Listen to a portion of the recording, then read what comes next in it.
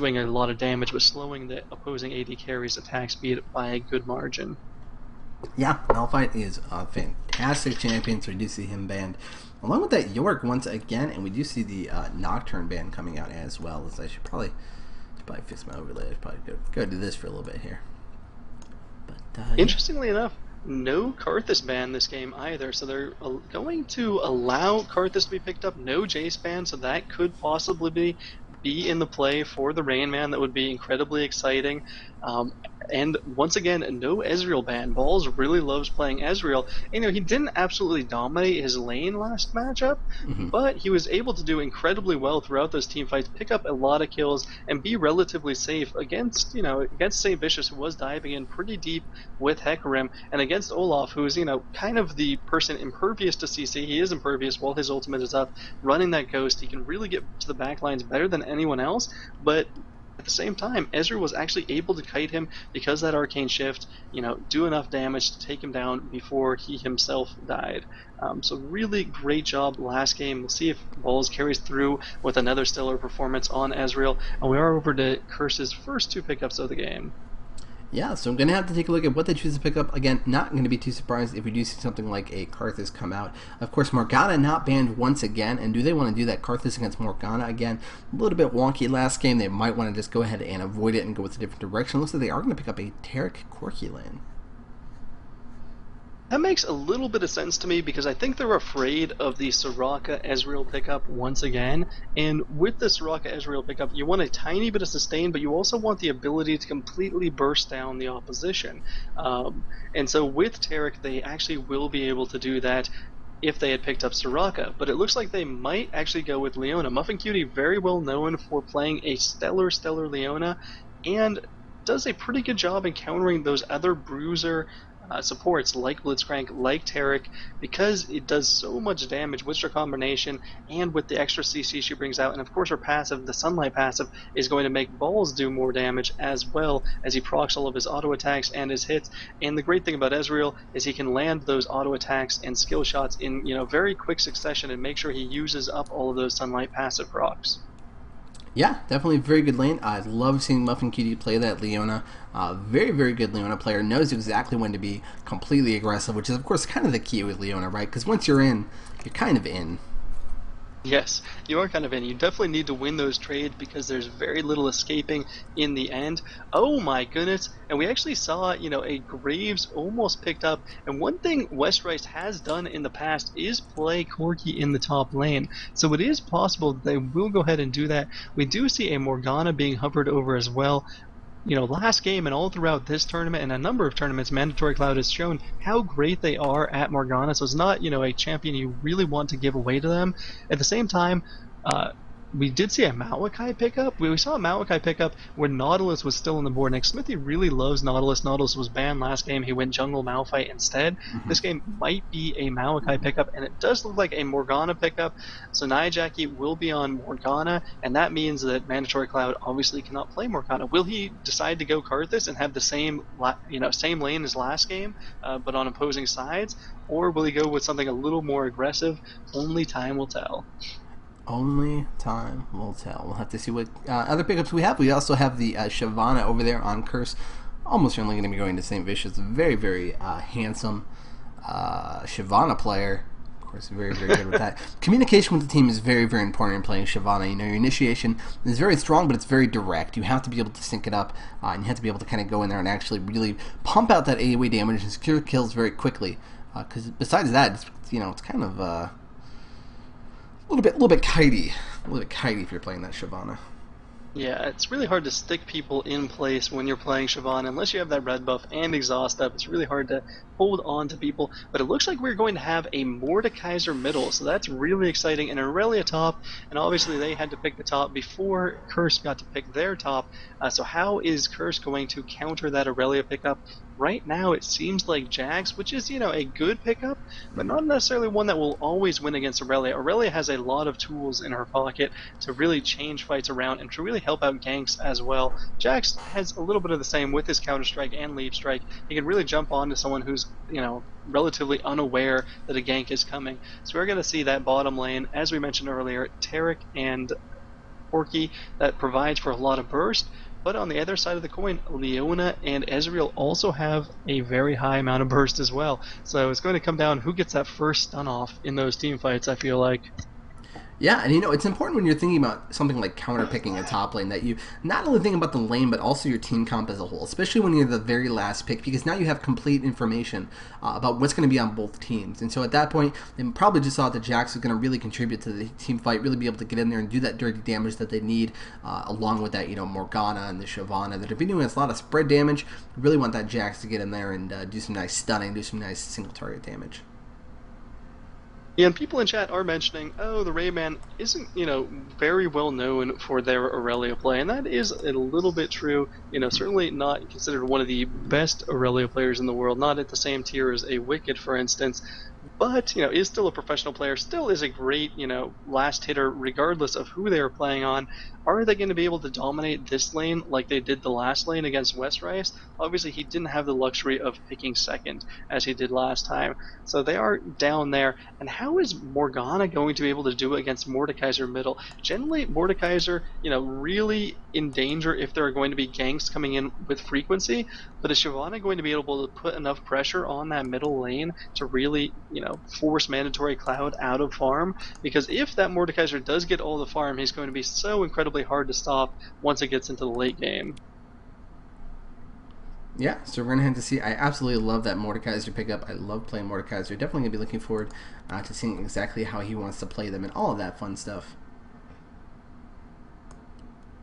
And we actually see the Rayman running a lot of health and health per level in his runes. So we actually picked up that page earlier, also when he was playing Teemo, but no armor. Instead, just a little magic resist, health in the quintessences, health per level in the seals. So an unusual pickup. Of course, Jax does do a split amount of damage between physical and magical damage. Of course, Empower and Leap Strike are going to be magical damage. The procs from his ultimate will be magic, but his regular attacks and the minion attacks will be physical. So generally, you do want a little bit of extra armor for that top lane. Yep. All right. So we are just about a minute and a half before the game starts. Just going to put a couple ads on, and then we'll be back in the loading screen. And just after that, we'll be right in the game.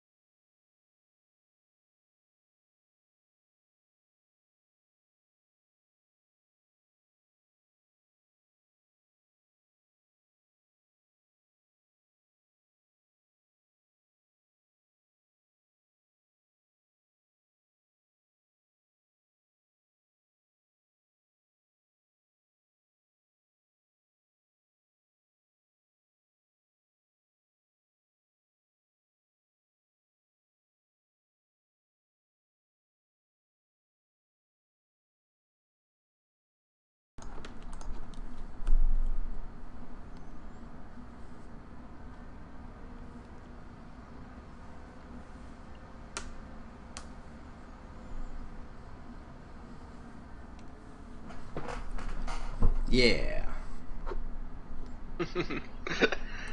We are back, loading into the skin screen battle. See who wins initially. Curse really letting us down in the last game, didn't have very many skins, and that's probably why they lost. In this game, more of the same. Curse not too impressive.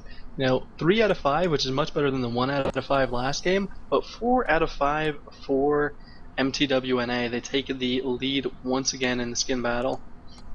And I like the frosted Ezreal on balls. Kind of going old school. No pulse fire, just frosted. Yeah. Yeah, I think Pulsefire has kind of lost its sheen for me. I much prefer Nottingham as real myself. Which is unfortunately nice retired, well. so now I can't get it and be silly with it, but that's a shame. Big PAX Jax. It's a shame. Not as good as PAX TF, which I've actually never seen. Never seen really? PAX TF in game. I mean, I know what it looks like. It either. But also, I feel like the game should be loaded by now because there's no loading bars, but that's okay. There it is. There we go. So I'm going to go ahead and jump to live because we're like 30 seconds behind. Holy cow. I'm going to speed up. All right, everybody's running Wait. around like it's a Benny Hill. There we go. And Bull's nearly getting caught out by that Dark Binding, does escape, but now they know that an invade is coming in here, and Curse really just wants the early advantage from this invade. Obviously, they need to do something different. They are 0-3 on the day, really want to pick up a kill now, or pick up a win in this series, and hopefully pick up the series. Obviously, they are down 0-1, but they have the opportunity of coming back. Smithy did drop some saplings, try to protect himself a little bit, see where the opposition is coming in from, but it looks like he's going to try to take down these wraiths as per usual for Maokai players, but I always feel like it's a little bit of a dangerous thing to do because you're not protecting your blue buff, and you get to the blue buff a little bit late, so it gives the opposition time to get over to said blue buff and kind of counter invade you, or rather just invade you. But not going to be an issue here. Smithy is going to take down these wraiths, is very serious business about it, really wants to get that little bit of extra experience, because of course if you take down the wraiths, then go do blue, then do wolves, then by the time you get back to race, they've already respawned. It gives you a rather large advantage. Yeah, we do also see Balls and Muffin Kitty going for the golems. They really want to squeeze out as much of an early advantage from this jungle as they can. So really nice job by them. And it's really nice to get that early level 2 as an aggressive lane, and we see the same thing being done by Curse. They are taking down those wolves, so make sure they're not too far behind on the experience. They obviously know that mTw.NA is going to pick up those double golems, and they in turn pick up the wolves, while Shyvana gets his red buff. So good exchange there. Everyone's pretty much even in experience as they enter into the lanes, and Maokai and Shyvana have had a good opening, start to their jungles. Rain Man did pick up, cloth 5 pots, which means, he's going to be sturdy, but he's also going to be more susceptible to ganks. Yep, we do see initiation here. Rain Man getting caught out by that red buff on St. Vicious. It's going to take a lot of damage, as well as getting that exhaust, I do believe, but is going to be able to flash out of there. But now he's in a pretty vulnerable position.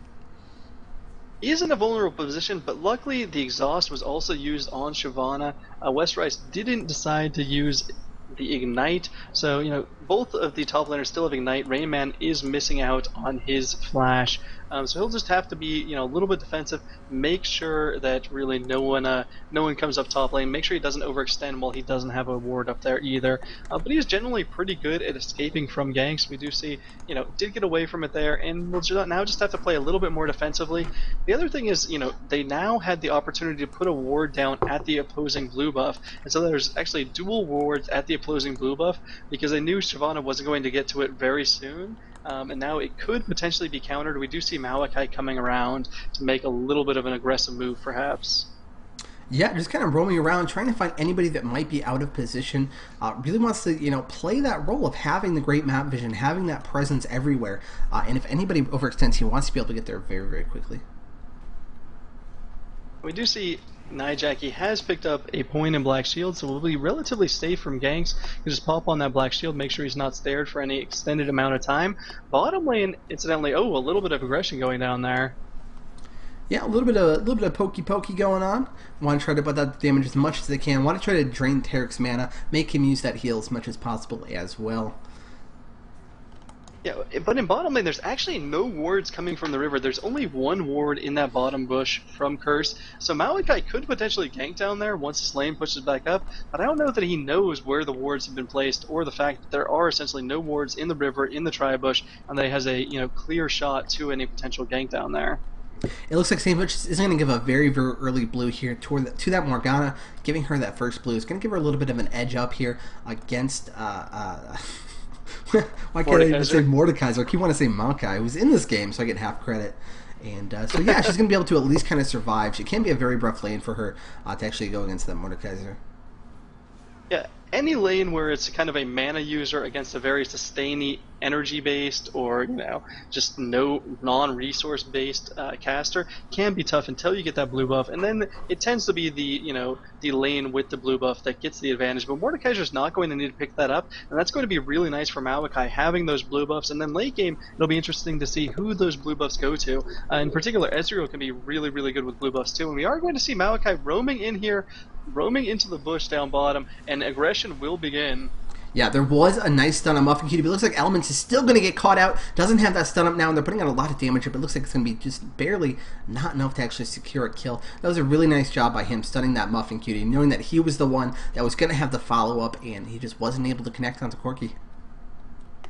Yeah, it was a little bit unfortunate. Muffin Cutie, kind of splitting the focus there, went in on Tarek while Smithy went on Corky. Had they waited just a second longer so they could both focus on the same targets, I think it would have gone better.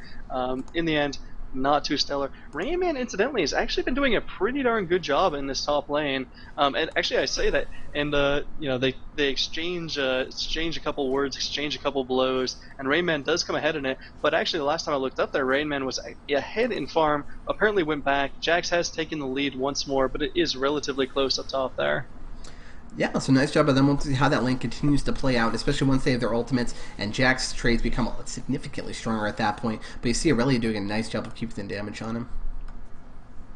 And we do see that St. Vicious moving in around here. Looked like he was coming towards the middle, but Xmithy is just going to come and cover middle just for a little while, soak up with that experience, get a couple levels, perhaps get a couple CS while Mordekaiser heads back for the first time. Yeah, see, it's hard to say. It's hard to say Mordekaiser instead of Mokai. Mordekaiser. Yeah. Yes. That's right. We just see action just kind of continuing again. We're approaching about the 7-minute mark. No kills yet. We've seen quite a few things being blown, but you see that the flash is back up here on Rain Man top, so he's going to feel a little bit safe and secure once again. And Jack's going to go ahead and go back and buy. You see this kind of push to their tower, go back and buy, come back over and over again.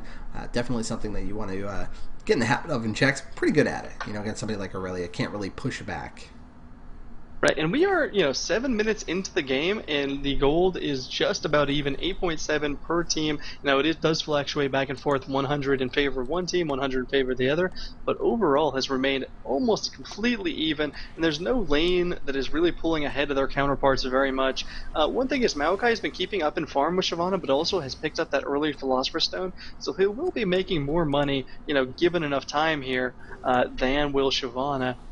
But besides that, everything else going pretty even across the board. Yeah, definitely. So we're gonna have to see at what point does this Morgana want to start roaming? Does she want to shove? And the problem is that Mordekaiser are very good at kind of shoving it back and really punishing her if she tries to do that kind of maneuver. So she has to be careful. She can't just kind of like shove her lane and then go frolic like you can against somebody that can't really clear. We do see Mokai trying to get a little bit of a gank here on top onto this Jax, and he's going to take a lot of damage, but I'm not sure it's going to be enough. Looks like Mokai in danger of going down himself, going to have to flash out of there and just barely survive, and now the Rain Man not really having any money. So, good job by, any mana. So good job by Jax knowing that he could just kind of put the counter pressure back on rather than just trying to run away and slowly being whittled down. Yeah, that was a really good job by him. Xmithy barely getting out alive there, but at least the ignite from Jax is down. That relieves a lot of pressure from the Rain Man. Can probably win a trade. If he has ignite and Jax does not in the near future. So something to keep in mind. But really, a gank attempt when the Rain Man didn't have any mana, just not really going to go too well for them. Yeah, we do see the Revolver picked up on Mandatory Cloud here in mid on that Mordekaiser. Gotta give him some really, really nice sustain against this Morgana. And Morgana seems to consistently want to go get her rates, but just doesn't have the time to do it. That Mordekaiser very, very good at pushing, very good at threatening to put a lot of damage on her, and so Shyvana is just kind of continuing to take him at this point. Yeah, all middles love taking the race, loves taking the wolves just to stack their CS, but we see Mandatory Cloud dancing around, but he knows exactly where St. Vicious is. So St. Vicious was waiting for the gank, but it's not going to happen, not going to come to fruition. We're going to sit at 0-0. It looked like, it was a 200 gold lead there for a second for Curse, but I'm sure it will catch back up for mTw.NA just momentarily here. And Mordekaiser very happy to clear his own race, come back to lane and just push it back out. And, he's going to get even more sustain as this game goes on and going to become more tanky, do more damage, be able to push the lane even faster. But he is not missing any CS, is now 11 up on Morgana, thanks to being able to go back and pick up those Wraith camps. Yeah, we do see Morgana getting another blue here. That should hopefully help her keep up with this Mordekaiser. That blue buff is so good on her. And Mordekaiser not needing it, and Mokai just going to continue to pick it up. Looks like they are going to go for a 5-man dragon here. Absolutely nothing that they can do besides try to snipe it with an Ezreal ultimate, but of course a little bit early there. Yeah, it was a little bit early. Rayman, sticky up top. We've kind of seen this a number of times where Rayman doesn't really come down for that early dragon. They don't have the, team communication to be like, oh, the opposition might go down for dragon here, especially if they're in that top lane. And, they see Jax running up top as quick as he possibly can, so likely this tower won't even go down. But Rayman did get a little bit of extra CS, is 14 CS ahead of Jax now. Is that worth giving up dragon? Probably not, but there was nothing mTw.NA could do at the point where Jax had already, been back and headed straight down towards that dragon. So that's something you always have to be worried about. If your lane gets shoved and the opposition goes back as a top laner, perhaps they're setting up for a dragon. But Rayman just wasn't really able to follow up on it there. Yeah, and now that we do see that Muffin Cutie he's level 6, he's level 7 right now, does have that ultimate, the next dragon timing is going to be really, really important. We do see some action here on top, Rayman taking a lot of damage, and we do see St. Vicious coming here as well. The flash comes out, but should not be enough. I fully expect Rayman to actually die here, but he's doing a very nice job of surviving that ultimate, doing a nice job healing, puts that damage into St. Vicious, tries to get the ignite off, and it's not going to be enough. One more tower hit would have done it, but not quite enough going to come out to get the counter kill. And it's interesting here because we see Maokai coming in the bottom lane trying for a gank, and I'm pretty certain that, Curse does not know that they're there, but there were pings going down. I'm not sure if the pings were coming from mTw.NA or coming from Curse, trying to signal the Maokai being there, but there is essentially no ward coverage down there, nothing to keep them safe. We might actually see a dive coming down. Yeah, I fully expect it right now. Muffin Cutie actually managing to land, but just no follow-up. He got Valkyrie away in time, so while he was afflicted, he was quite a distance away. You see Ezreal going ahead and ulting to clear this wave. They want to take a lot of damage on the tower, I imagine. Just really want to zone them out as far as possible, not let them get any damage on the creeps, which is what they were doing. Not try to take the tower, just keep them away from this entire wave of creeps. Yeah, and I've seen that more and more frequently. It's, you gank, but you don't gank to kill them. Essentially, you gank to force them out of, entire creep wave of minions. So, they probably lost a good 10 minions there to the turret. And, that equates to a lot of gold. I mean, it's not as much as a kill, but it's almost a kill in the same amount of gold. So it's certainly a good strategy. Zone them out if you can, if you know you're not going to be in danger, and then get out of there before anything else comes. They had to worry about, Morgana roaming down middle, but nothing did come of it. And now it looks like there will be a gank down middle here. Yeah, Xfinity looking to set something up here, but I expect Morgana to just kind of be able to walk away from this. They do have Shyvana coming as well, and once the little sapling bro sees that, they're not going to want any of it. Definitely not. Rayman's still a little bit ahead of farm up top, but I don't know how these trades are going. Rayman seems to be doing okay in the trades. Obviously has a lot more natural sustain than Jax does, so, the longer the fights go on, the more the Rayman can have an advantage. But now we see St. Vicious coming up top once again, did get spotted out by a ward, and Rayman is just going to head on back to town. But that means they're going to be, zoned out of a good amount of farm. Jax is going to be able to catch up on farm. So certainly an advantage for Westrice to be able to catch up, even though he, got a little bit behind by going to that earlier dragon. Yeah, we do see the oracles here picked up by St. Vicious. Going to do a very nice job of kind of moving around the map.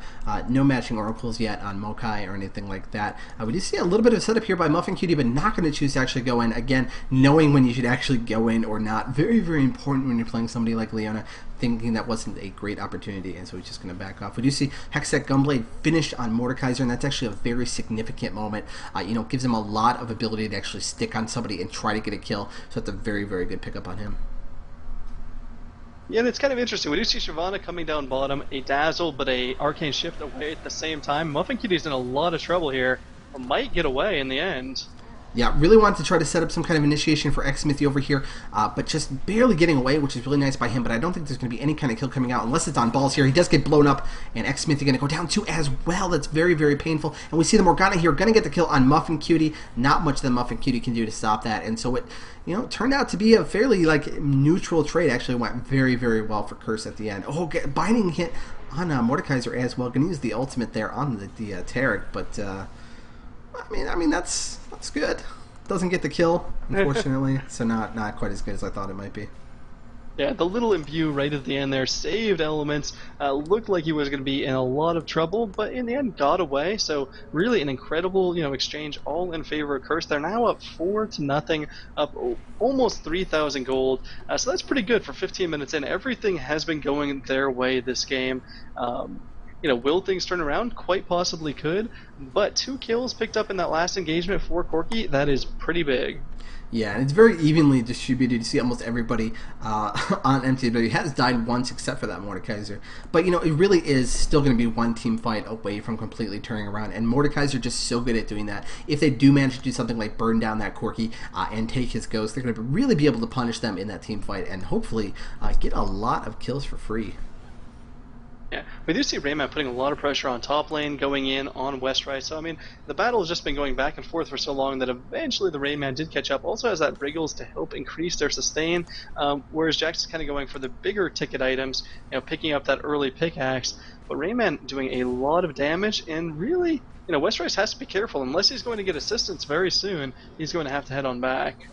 Yeah, the Ignite is up on Aurelia as well. She's definitely looking for some kind of kill opportunity to come up. But it looks like Jax is going to go ahead and go back to base at this point. So now we do have a blue buff on Corki, which is very difficult to deal with. He's able to poke you very, very effectively once he has that blue buff. It's going to be hard for this Ezreal-Leona combo to kind of play the aggressive game that they want to play.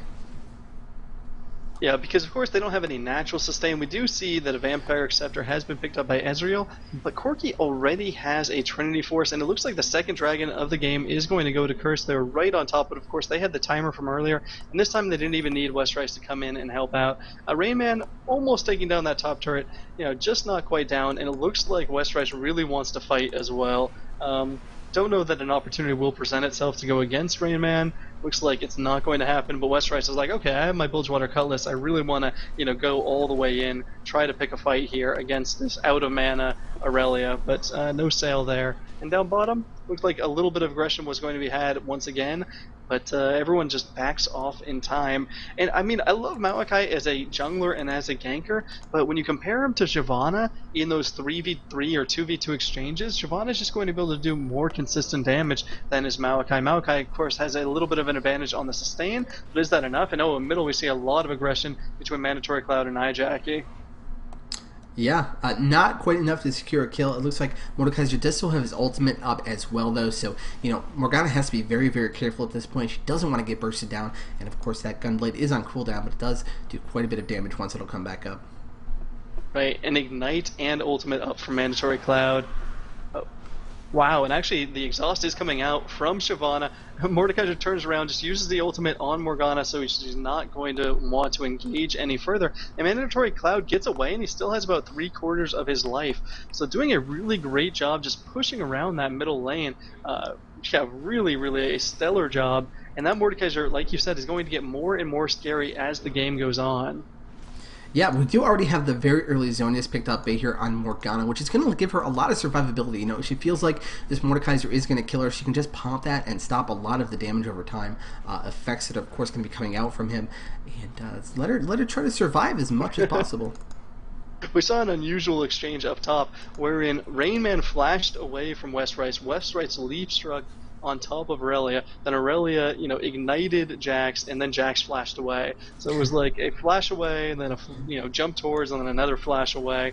It was a very even exchange, a very interesting battle going on there. Jax would have probably gotten the best of it, but Aurelia had the advantage of being right next to his turret. So certainly, once again, Rayman doing a pretty good job. The farm up there, relatively even, 145 to 139, and now Westrice is going to be able to catch up as the minions all are pushed towards his base. He does have sustain now, so that certainly does help him out. Middle lane seems to be the only thing that's going really well for mTw.NA right now. Mandatory Cloud on that Mordekaiser, going to go back to base, has 1,000 gold saved up. What will be their next big ticket item? They could pick up a Negatron Cloak, of course, and run that into Abyssal Scepter, and that looks to be the pickup. It is a Negatron's Cloak. It doesn't necessarily mean that it'll be an Abyssal Scepter to follow, but that seems to be the regular, middle item pickup. Yeah, and it definitely is going to help quite a bit against that Morgana. She's really going to be looking to put out a lot of that in team fight. Corki, of course, puts out quite a bit of magic damage as well, so any little bit of magic resistance you can pick up is really, really helpful, and of course, it's kind of hard to itemize for that magic resistance in general.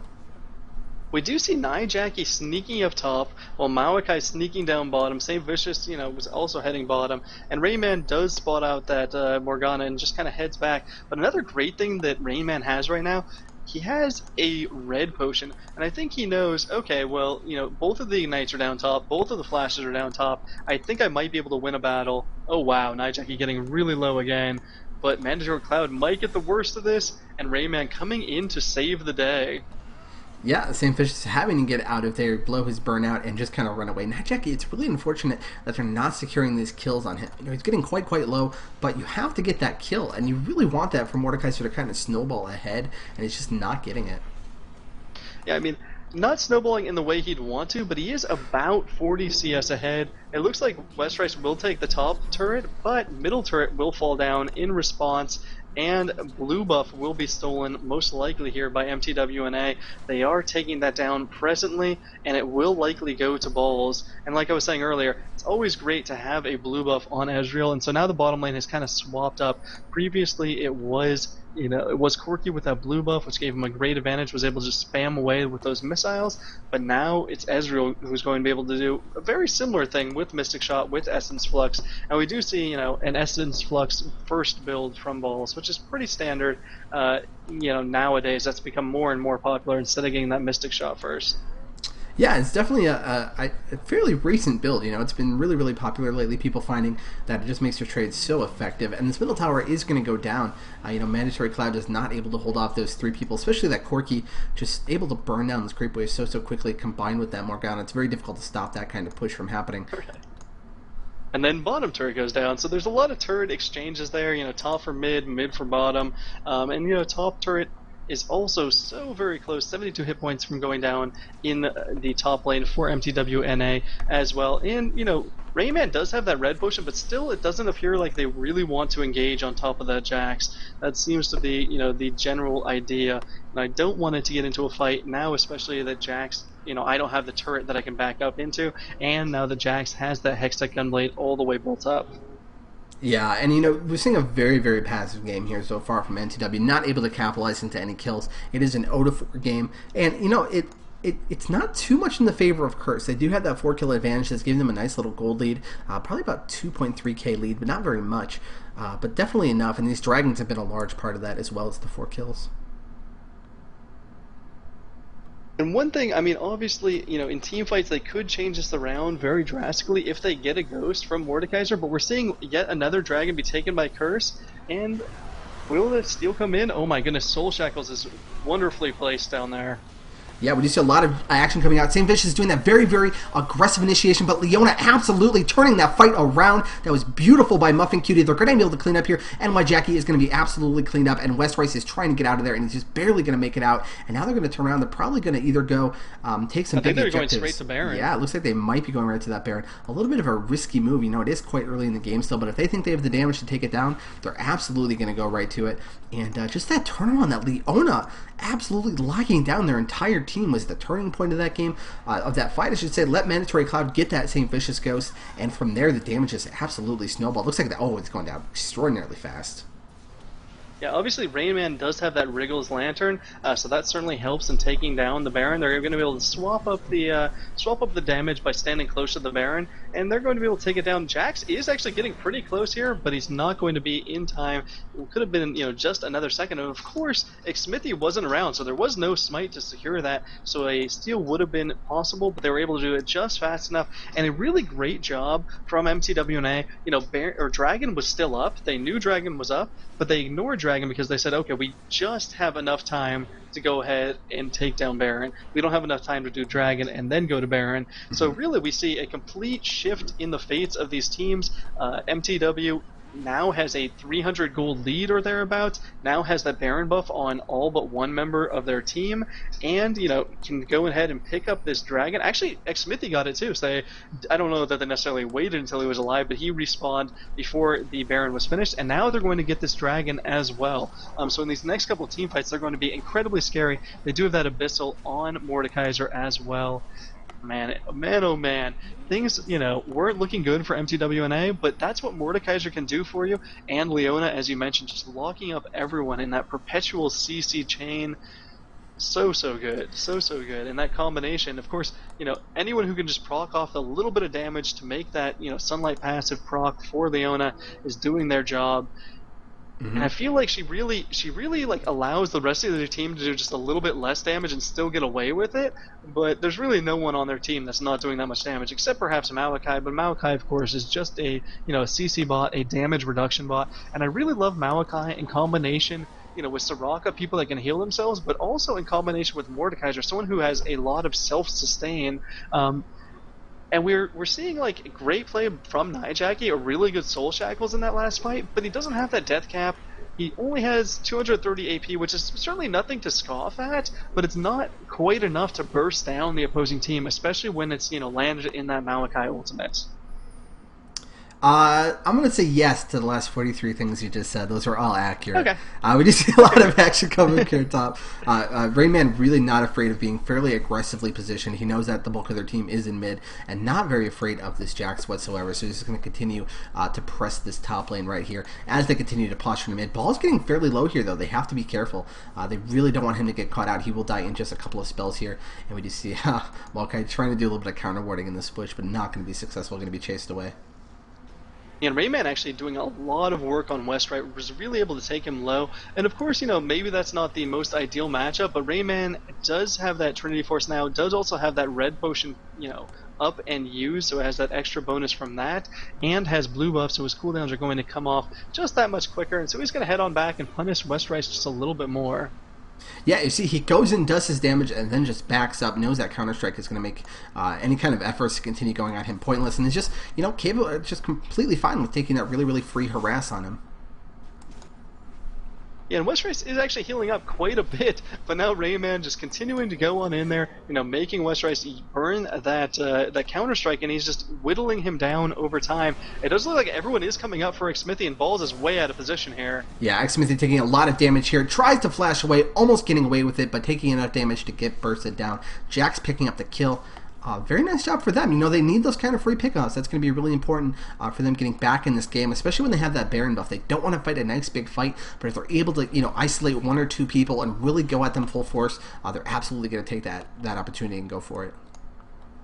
Yeah, and now they've kind of stalled out the attack from mTw.NA, but mTw.NA is actually increasing their gold lead. They have been stealing the opposing jungle. They've been, farming up. They've been pushing to the turrets, so they've been doing a pretty good job. But unfortunately, now they don't have really the opportunity to push down a number of turrets. And I feel like by the time that Xmithy gets back into position, this Baron buff is going to be down. And so they're going to have to play the waiting game, wait until the next Baron buff to come up, wait until the next dragon comes, so they can have a team fight on neutral ground.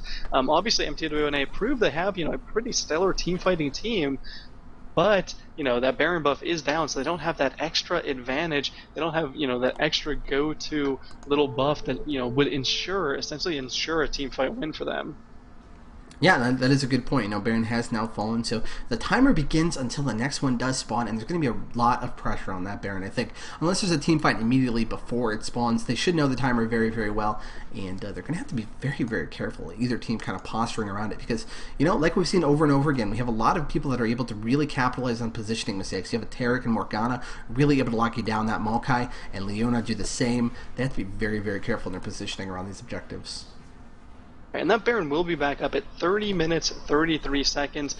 So mTw.NA doing a good job pushing this bottom turret. They know, they don't have to be up towards Baron quite yet. That's putting a lot of pressure on that turret, going to pick it up, increase their global gold lead to about 2,500 gold. But 28 minutes in, that's not really a substantial lead. It is not a huge amount for them, but it is a nice lead. It's certainly something that they, appreciate, especially having gone down, I think, 0-4 in the beginning of this matchup. Yeah, absolutely. And, they're getting scarier and scarier. And, the question is, how does Curse want to proceed from here? Do they want to be really aggressive on this next Baron? Or do they want to wait for MTW to mess up?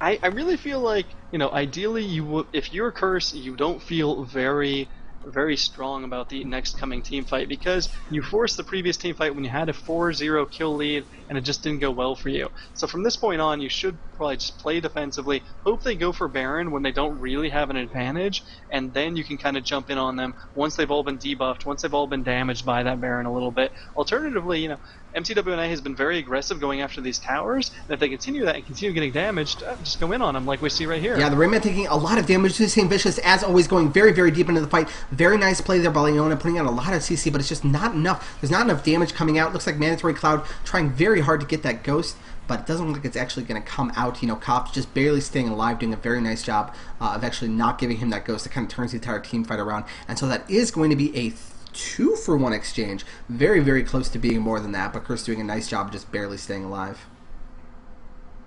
Well, yeah, one thing is, Mandatory Cloud just kind of stayed in the background of that fight for a little while, and only went in once Corki had kind of initiated a little bit, and went in and immediately just threw down his ghost on Corki. And what that meant is Corki didn't allow him to give up the ghost, but Corki also did, almost 0 damage throughout the course of that fight, because he did get ghosted almost immediately, and then he really didn't want to get hit one more time, because that would suddenly mean, oh, the other team has a Corki ghost, the other team would absolutely steamroll the rest of this fight. So he did a good job not giving up the kill, but at the same time he wasn't able to do a lot of damage, and he's going to have that issue in every single one of these fights. If Mandatory Cloud is able to get in there and put that ghost on him, he should be really frightened about actually going forward and doing any sort of damage until he picks up a Quicksilver Sash or a Guardian's Angel. That problem is always going to remain there, and now Baron of course is back up. The ultimates from most everyone are back up as well, but some summoner spells are down. Actually quite a few summoner spells are down. Flash and Ignite from Mordekaiser, for instance, have been wasted, as has the Flash and Exhaust been from Elements, Flash from Westrice, Flash from Nijaki as well. So this next team fight, not everyone is running at optimal, but Mandatory Cloud still has that option of turning everything around by grabbing a ghost, and we do see Baron being taken. It's actually almost down. It's going pretty quick. St. Vicious, I don't think he has enough Dragon Rage to jump over the wall right now. Yeah, just barely getting enough at the end. We don't have an Oracles on Curse. We see xMinthy going in, a really nice initiation on an xJacky. A lot of damage coming out to Mandatory Cloud right now, which is really, really unfortunate for them. Trying to stay up with that shield, but it's just not enough. So very nice focus there by Curse. Muffin Cutie going down next, and now Balls is getting caught out by that Q. Gonna get dissolved. Very, very nice job by Curse. You saw how effective their focus fire was in that fight, and now Rain Man probably going to go down here to this red buff Corki. It looks like they are just going to turn around and go ahead and take this Baron. So, xMinthy going in, but the positioning was a little bit wonky on that. He was caught out a little bit alone, and his team just didn't have the angles to go in very effectively. You saw that when Mordekaiser tried to go in, he was caught out. NYJacky is going to get caught out and killed by the Rain Man and xMinthy. Very bold move, but very nice from them. That essentially is going to save this Baron unless they do go down here. A little bit of a dangerous position. Oh, and that Reverie comes up. No, it was a stellar play, because Curse, of course, came out really far ahead in that fight, but it ends up only being a 3-for-2, against them, and they don't pick up that Baron, in large part because, on the one hand, Nijaki got caught out there by Rain Man. On the other hand, they knew that they did not have a smite. Their jungler had already died. St. Vicious had fallen in the first fight, so they didn't have a smite, where Smithy still did have his smite and could have gone in there and stolen it relatively easily against the non-smite from everyone else. So certainly a good idea for Curse to back off, but it could have been an incredibly good situation for them. It just turned pretty bad, because it looks like a free Baron. I didn't really think they were going to be able to jump in there and counter it in any sort of way, but they did in the end, and that just turned out really, really well. In the last team fight, like you said, xMinthy dived in too deep, and Mandatory Cloud got caught out of position, and he wasn't able to put any pressure on the Corki, so Corki was able to just continue doing damage and remain full life throughout the entirety of that battle. So certainly a little bit too deep of a dive by xMinthy. We'll see if they kind of work out their woes in this fight. And the Flash is still not up on Mordekaiser, which is unfortunate for him, because that really helps him get to those back lines, put a lot of pressure down on Corki. Yeah, and yes, is what I'm going to say. But, the important thing to note is that right now I do believe Rain Man is still just kind of an experimental trial, right? But we saw really, really great communication between him and xMinthy, and that says a lot to me. That says a lot about how quickly they're kind of forming as a potential teammate, to have that kind of communication, to know to go in there and focus down that Morgana, that they'd be able to get away safe from it as well and completely turn around the situation. Just, it really speaks volumes. It does, and we actually see that Balls has picked up, a green potion and a red potion, has not yet used them, actually uses them right as I'm saying that, and an engagement is happening. Yeah, xMinthy getting caught out a little bit there. They're trying to turn around. Muffin Cutie doing what he can do. Mandatory Cloud getting in there and putting out a lot of burst, healing a lot between his shield as well as his burst, and that is going to be a double kill for Balls, as well as at least one or more two coming out here. Westrice is going to get caught out, and Nijaki is in danger. Elements is definitely going to die here, but the question is, will they get Nijaki? Very nice job by Balls to pick up another kill, a quadra kill for him, and they're going to go right to Baron. Perfectly played. Mandatory Cloud Cloud putting out a huge amount of burst, burning everybody down, and then living for quite a while with that Zonias as well.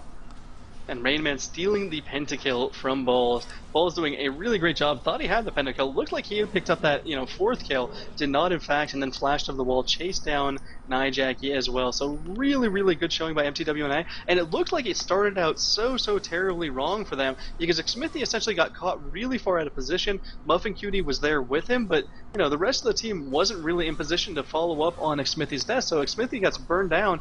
But I feel like what happened was ggClassic, right after Xmithie died, ggClassic used Soul Shackles, and it really only hit muffincutie. So suddenly, Balls and Rain Man and Mandatory Cloud come into the picture, and there's no more damage to be put out on them.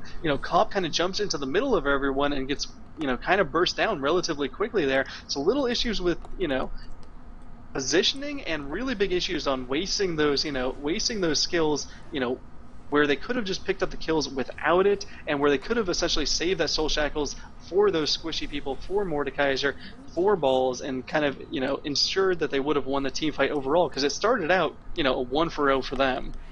Yeah, well, that's really the nice thing. If you have to play that Ezreal, you really want to have a team that has a lot of threats to deal with. They have to deal with the Mordekaiser, they have to deal with this Leona and Mokai diving into them and doing a ton of CC.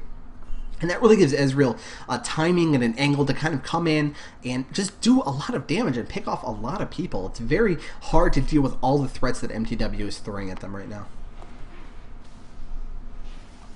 Yeah, and things are not looking good for Curse at this moment in time. And really, yeah, that's all it was with that last team fight. So much of the cooldowns were wasted, before anyone had even touched Balls, and Balls got to, just free fire the entirety of that time. I will never stop giggling at that. Okay, we do have a lot of action here on Westeros. Looks like Mandatory Cloud and muffincutie are going to get there in time before the Rain Man is in any kind of danger here, and they are going to finish off Westeros, and they get the Ghost as well. It's going to give them a lot of pushing power, and I don't think that Curse necessarily wants any of that Westeros. Look how scary he is, that Ghost. There's a lot of wards in this bush. There's a lot of warding going on in this bush right here. They can thoroughly see this bush.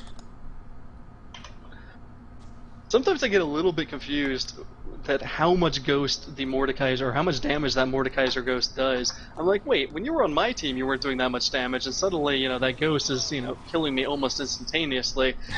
So those Ghosts, very, very powerful, and obviously mTw.NA in a pretty good position here. Westeros is down for another 10 seconds, so are they going to try to take advantage? Balls has picked up that Guardian Angel, so in the last fight he actually wasn't focused at all, but in this fight, not only, if he gets focused, he's going to be able to jump away, a number of times, but he also has that Guardian Angel, which is definitely a problem, I feel, when you have someone like Morgana on your team who doesn't have a ton of sustained AP damage. Yeah, that is definitely true. Another little small thing I like here is I like the double Shirelius picked up over here on mTw. They have a lot of people in team fights that really need to be in the right position, that really need to move around and actually get things done, and that double Shirelius is really going to allow them to do that. And so they're continuing to just kind of posture here. They're doing a little bit of a split push between this top and the middle. Mandatory Cloud's ultimate is back up right now. St. Vicious going in here, but he has to be careful. They can definitely burst him down between Xmithie and Mandatory Cloud. Yeah, it's always a bad thing to underestimate the damage coming in from that Mordekaiser. Mordekaiser also has 1,300 gold saved up. Ezreal has 1,500 gold saved up, so they will actually be able to buy, pretty big items when they get back to base. But for now, they're pretty content just slowly pushing down these towers, slowly poking away at them, and doing a really stellar job. And you did mention 2 Shirelias on the on the side of mTw.NA. Incidentally, no Aegis is picked up for them. We do see the Aegis on the other side for Shyvana, but no Aegises on mTw.NA. And I always get a little bit sad because that's one of my favorite items in the game. And sadly, no pickups here. It looks like we will probably get a Guardian Angel coming down from Mandatory Cloud too, if the game goes on that long. Yeah, definitely a good item for him. If he gets focused down, he is able to come back up and use that burst. And of course, with the spell vamp and the shield as well, it's one of those things where if you get a Guardian Angel, somebody, you really want a way of staying in the fight besides the initial health that you come back with, right? Of course, you just get bursted down otherwise. And Mordekaiser, definitely the kind of champion that can stay up and really kind of regen with both the shield and the spell vamp. Yep, and that lifesteal. Not that it factors in too much, but he does get 15% lifesteal as well from the Hextech Gunblade. And yeah, they are really just poking away at this tower, Now, using that ultimate from Malachi to ensure that they're not going to get engaged on, but I don't think they would really care if they would get engaged on at this point. It's a surprisingly close game if you look at the kills. It's only 14-12, but a pretty sizable 9,000 gold lead for mTw.NA. The Random's Omen has been built up on Aurelia as well as a Hex Drinker. I do like that pickup.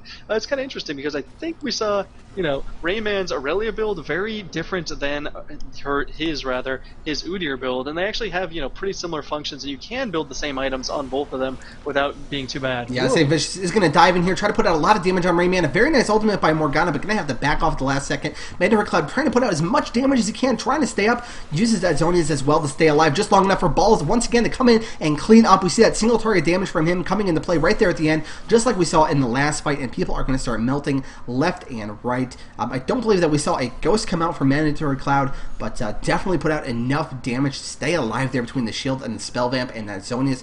Such a dangerous combination to deal with, and it looks like they are going to at least get that first inhibitor for it. Yeah, and what happened once again was he put the Ghost on Cop, and Cop was, about half life when the Ghost came down, and then about a third life when it was finished, but he didn't want to go back into the fight because he was afraid, if I get hit one more time, if I get hit by Balls or by any sort of Mystic Shot, I could potentially fall down and then we'd really lose this fight. But instead, they lost it anyway. It was a 2-for-1 and they lost an inhibitor. Certainly, it could have been game ending if they got that Ghost from Corki, but he has to do something. He has to pick up a defensive item. He does have that Negatron Cloak, so that might turn into a Quicksilver Sash, and then, as soon as he gets ghosted, he can use that Quicksilver Sash, will clear off the Ghost, and then he can stay in battle, because these last couple of fights, all of the losing fights, I feel like, where they have actually, really fallen behind, is when he's been ghosted early on and has no longer been able to do the damage in the team fights. So he has to do something to address that, and we do see that the Guardian Angel has been picked up by Mordekaiser, the Maw Malmortius has been picked up by Aurelia, and Rayman doing so well again, 6-1-9. I think that's coming off, what, a 7-0 game or a 9-0 game? An incredible game last game on Udyr. So Rayman really earning his stripes on mTw.NA here. Yeah, I really feel like they're playing so well as a team. He just seems to fit in so well with their play style, and the communication really, again, as I said earlier, does seem to be top notch between them. We do see the Baron attempt coming out here once again for them, and it's going to be hard for Curse to actually contest this. They've had really good initiation over and over again, but as soon as that Balls positions properly and says, okay, now is my time to really go in and start focusing people, do see Shirley is coming in. Westroy's going to get focused down here, going to get burned before much of anything comes down from him at all. The Leona ultimate going to be enough to actually finish him off. We do see Elements trying to walk away but taking a lot of damage. St. Vicious getting 2v1 here between Muffin, Cutie, and Balls, trying his best to get the kill on this Ezreal, but it's just not enough. We do see a nice kill here on Mokai out there, but it's just not going to be enough. Mandatory Cloud still, they're pumping out the damage, and Cop just going to kind of walk away once again, and this is going to be a middle inhibitor. Or, yeah, it could potentially be a Baron. I figure the only reason that they would be pushing down the middle inhibitor is if they think they can win it in the next 40 seconds, which they certainly can. So they are just going to ignore this middle turret and go for the base turret. Yep. You see Rayman already poking away at it. Of course, they have, 30 seconds before Jax is even up. Only Curse can do anything, and he cannot get anywhere close to the opposing team because he will get taken down almost immediately. He's doing some good damage to Balls, but that's going to mean nothing in the end because this base is going to go down in a matter of seconds here. Yeah, so we did see Jax getting caught out a little bit there was enough. That gave the Ghost as well to that Mordekaiser just pump out a huge amount of damage. So GG, well played. mTw, bringing the big game. Yeah, big game, and it was really interesting because St. Vicious was really out of position for that Baron, and I was like, oh, they can take this down really fast and not worry about it. Instead, they were like, it was really just a Baron bait. They really just realized, oh, if we can catch any one of them alone and get that Ghost, then it's game over anyway. We don't even need Baron, so that's exactly what they did. Caught Westrice out and just went to town with his Ghost, and a really great job of Muffin Cutie landing all of his spells, really protecting Balls, and keeping St. Vicious off him to the best of his ability. Of course, St. Vicious is not the greatest of games, 0-6-11.